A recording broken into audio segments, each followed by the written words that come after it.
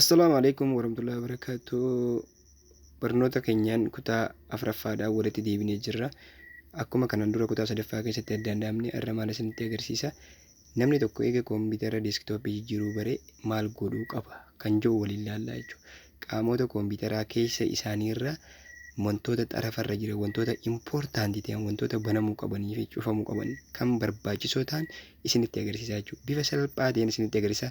Yeroo muraasa keessatti daqiiqaa muraasa keessatti barnoota haalaan barbaachisaa ta'e kan nama hunda fayyadu irraa barachuu dandeessanii isiniin jedha. Barnoota kana hanga dhumaatti daawwatnaan wantoota isin barbaachisu warroota koompitara hin beekne keessattuu amma barachaa jiru baay'ee barbaachisaadha. Bifa salphaa ta'een irraa barachuu dandeessu. Hanga dhumaan wajjin turaa isiniin jenna. Har'a maal isinitti agarsiisaa jechuu akkuma asirratti agartan koompitara keenya wantoota mallattoo koompitara Windows 10 jedhamu jechuudha. HP yookiin koompitaroota barbaadde haa ta'u Windows 10 taanaan wantoota xarafa kanarra jiran wantoota ati gubbaarra baafachuu qabdu isaan akka baafachuu qabdu isaan akka seenuu qabdu isinitti agarsiisaa jechuudha. Bakki inni amma mallattoo nan tuqaa jiru tuni mallattoo maaliiti? Koompitara kana gama wadaatiin riisenti taabii jechuudha. Riisenti taab kan jennu isin jechuudha. Waan ati godhaa turte koompitara kanarratti ifoo deebistee tuquudhaaf mallattoo tana irra baafatte baay'ee barbaachisoodha jechuudha. Kun ifoo deebisuudhaaf akka nama aandoo fayyadameeti jechuudha koompitara irratti. So inni lammaffaa irratti ati beekuu qabdu koompitara irratti wanni ati godhachuu qabdu jechuudha. Yeroo baay'ee impoortaantii kan taate waayifiidha. Waayifii koompitara irratti akkamitti galfanna kan jedhu yeroo baay'ee namni na gaafachaa ture. Har'a haala salphaa ta'een tokkoon isinitti agarsiisaa jechuudha. Amma waayifiin kun koonneektii ta'ee jira. Diiskoonneektii godheen isinitti agarsiisa. Bifa salphaa ta'een koompitarri keessan diraayivara qabaannaan diraayivara giseen isiniin jiru koompitarri tokko koompitara wiindoora caannatte qofaaf intarneetii waayifii dalaguu hin danda'u. Wiindoolee takka takka tan zabana kanaa ta'an appideetii taate qofaatu intarneetii dalaguu danda'a akkasitti. So irratti daawunlood godhataa jechuudha. Kan eega irratti daawunlood godhate booda intarneetii siif dalaguu danda'a, bultoosii siif dalaguu danda'a, waarlas niitoorkii konnekshin waan jedhamu guutuu siif dalaguu danda'a jechuudha. Kanaaf akkamitti akka banattu isinitti agarsiisa jechuudha. Mallattoon kunis mallattoo sagaleeti. Sagalee isiin guddistee xiqqeessuu dandeessaa jechuudha bakka tanaan. Sagalee intarnaalii koompitaraa taate jechuudha. Sagalee keessa koompitaraa isiin xiqqeessitee guddisuu dandeessa. Kan aappiidhaan malatti yookiin kan soofteeraa malee jechuudha. Kan soofteera bilbila viidiyoo ittiin bantuutiin malatti jechuudha isa kana. Inni kun immoo mallattoo chaarjeera bilbila irratti agartanii jirtanii kana mallattoo chaarjii kanarratti baay'ee barbaachisoodha. Akkamitti laayitii isaa xiqqeessuu dandeenyaa fi seef godhuu dandeenya baalaansii godhuu dandeenya isin barbaachifti. Achirra yoo gattuu ta'e waan hedduu agaruu dandeessa. Kuni amma aayikaniilee gubbaarra jijjiiraniin isinitti agarsiisu jira. Mallattoon sun mallattoo nootifikeeshinaa yookiin miiseejiiti. Koompittarri wantoota hin ta'inii fi waan hojjete kamiyyuu achiin sitti ergaa jechuudha aayikanoota san gubbaarraan.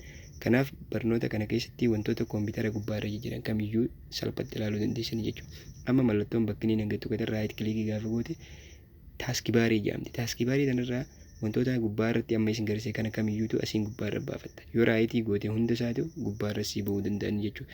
Amma kan raayitiin irra jirtu sayyoon irraa kaase warri gubbaarra jiru kun kamiyyuutu irraa ka'uu danda'ani jechuudha.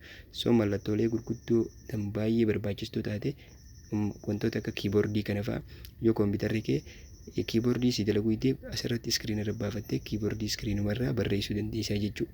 So bifa kanaan kanneen akkanaa eega ilaallee booda koompitara keenya irratti wantoota adda addaa baafachuudhaa fi irraa reemuuf godhuudhaaf taaskibaarii keessa seentanii gubbaarra baafachuu ni dandeessaa jechuudha. Mallattoon amma tokko san istaartiidha. Istaartii kanarra gaafa seentee waa hedduu argachuu dandeessa. Asirraa iswiichii arganna. Eega kana ilaallee booda wantoota barbaachisoo ta'an wardiidha. Wardii kan akkamitti bannee itti fayyadamuu dandeenya kan jiru barreeffama tokko barreessee barreeffama maamishaatuuf jiru kana barreessee isa kana ediitii godhee sitti agarsiisa. Kana laallaan barreeffama barbaadde hojjechuu dandeessa. Mallattoon achirra jijjiirtu kun mallattoolee gubbaarra jiran hoomii keessaan isa kana barreeffama kana guddisuudhaaf barreeffama qubee guddaa jijjiiruudhaaf mallattoo isa godhe kana ilaalteetuma sirreessuu dandeessa. Waan barbaadde godhuu dandeessa. Kana bifa salphaa ta'een mallattoo qastii kana jala deemtee waan barbaadde hojjechuu dandeessaa jechuudha. Kalaree jijjiiruu barbaaddes kala barbaadde jijjiirta jechuudha. Kala harka jirtu san ta'e. Inni biraa immoo mallattoolee asirra jiran kana guddisuudhaaf akkasumatti saayizii barbaadde hojjechuudhaaf saayizii babbareedaa miidhagsuudhaaf waan soo sirriitti yoo ilaaltee siif galaa ediitingiin achi yoo tuuttee kalara kana baakgiraawundii jijjiiruudhaa fi kana ediitingii kutaa lammaffaa goonee isin garsiisnaa jechuudha. Kana amma akkuma seensaattiin isin garsiisaa wardii kana namni tokko waa barreessee akkamitti dookumentii takka ediit godhachuu danda'a kan jiru jechuudha. Kana yoo ilaalte amma takka siif gala yaada kutaa lammaffaa keessatti baay'ee isinii gala. namoonni asumaan chaanaalii keenyaaf haaraa taatan akkuma asirratti agartan kana Maammishaa Tuubii chaanaala isaa sabiskiraayib godhuudhaan maatii keenyatti dabalama.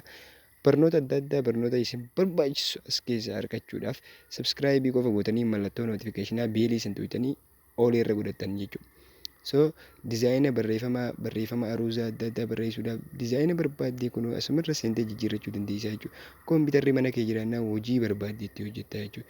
So barreeffama qubee xiqqaa fi guddaa kan jiru jira. Qubee xiqqaa fi guddaa kan achirratti guddaan katabdee xiqqaa jijjiiruu, guddaan katabdee xiqqaa jijjiiruu, xiqqaan katabdee guddaa jijjiiruu ni dandeessa. Harkaan osoo hin taane jechuudha. Asirraa barreeffama kileem kan jiru barreeffama kana gosoota dizaayina barreeffamaa kan barbaadde filattee irra godhachuu dandeessaa jechuudha. Babbareedaa, mimmiidhagaa, Itaalii barreeffamoota adda addaa jira. Barreeffamoota addunyaa kanaatti fayyadamte gudduun isaanii as keessa jiraachuu hin barbaaddu. Kan si miidhagu, kan si dasjii as keessaa filattee akkamiin namni barreeffama babbareedaa kana barreessa jechaa turre gana dura amma immoo asirraa kompiitararraa jira jechuudha. Bifa salphaa ta'een itti fayyadamtee miidheessitee afaan barbaaddeen katabuu dandeessaa jechuudha. Kompiitararraa wanni haalaan barbaachisoo fi impoortaantiin taate isii wardii jedhamtu tana jechuudha. Wardii tana yoo beekte kompiitara sirriitti hubachuu dandeessaa, waan barbaadde hojjechuu dandeessaa jechuudha kompiitara irratti. Kanaaf wardii tana har'a akka seensaatti tooppikii kanarratti wal qabatu kan kutaa kanatti aanu irratti baay'ee bal'inaan akkaataa teebiliitti hojjetan kompiitara irratti teebilii ifaadhaan gabateedhaan waa hojjetan gabatee akka dizaayina keessa kaasanii kutaadhaan ciranii akkasitti waan adda addaa gabatee ijaarteetti hojjettu isiniin agarsiisaa jechuudha. Har'a immoo barreeffama akkamii booldi goona, barreeffama akkamitti itaalii goona, barreeffama akkamitti andarlaayin goona kan jiru isinitti agarsiisa jechuudha. Mallattoon sun mallattoo itaaliiti. Mallattoon isiin tuqe sun itaalii jechuun jallisuudha. Kan lammaffaa immoo andarlaayin yookiin jala sararuudha jechuudha mallattoon kun. So mallattoolee kanarraa kaasuus yoo barbaadde jechuudha mallattoo irraa kaasta. Wanta akka waan nama dhibuun qabu jechuudha editingiinsaa. So kanaaf barreeffama barbaadde bifa barbaaddeen barreessitee sirreessuudhaaf namoonni kompiitara keessattuu haaraa taataniif jechuudha kompiitaraaf mallattooleen nama tuqaa jiru kana sirrii qabatanii yoo tuqxan lammaffaa irra deebitanii isiniif gala jechuudha. Barreeffama barbaadde barreessitee karaa noormaaliidhaan yoo deebistes noormaal kan jiru kana tuqxee noormaali deebisnaan likkii ati barbaadde deebisaa jechuudha. Amma kanatti aanu gubbaa kanarraa hoomii keessa qofa ilaaluu jirra. Lammaffaa irratti insartii jira, fiicharii jira, wantoota diizaayinii jira, waan barbaadde jira. Kan kutaatti aanu irratti immoo waan haalaan qaqqabnee ilaallu maali insartiidha. Insartii keessa waan baay'ee jira. Wantoota achi keessa jiran keessaa tokkoffaa irratti teebiliidha. Sadaffaa irratti kiliimpii aartiidha. Akkasumatti meeliingii waan hedduu jira jechuudha keessatti. Barreeffama irratti asirratti footoo yookiin amma loogoo yuutuuba kiyyaa fidee asirra yoo kaa'uu barbaade akkamitti godhuu dandeenya? Kallattumaan fuutee achirra yoo keessee wal siin qabatu. Kanaaf baay'ee ulfaataadha. Namoonni baay'een waan kanatti dararamaa jiran. Kiliimpii aartii jechuun siyoosii ijoollee siyoosii liivilwaanii fudhatan achi keessatti illee baay'ee murteessaadha. Kanaaf akkamitti seef goona kan jiru irraa kaanee akkamitti idiit goona kan jiru waliin ilaallaa jechuudha. Amma barreeffama hamma kana mee akkamitti seef goona, akkamitti aandoo fayyadamnee booda deebina, akkamitti kat goona, akkamitti piriinti goona kan jiru ilaallaa jechuudha.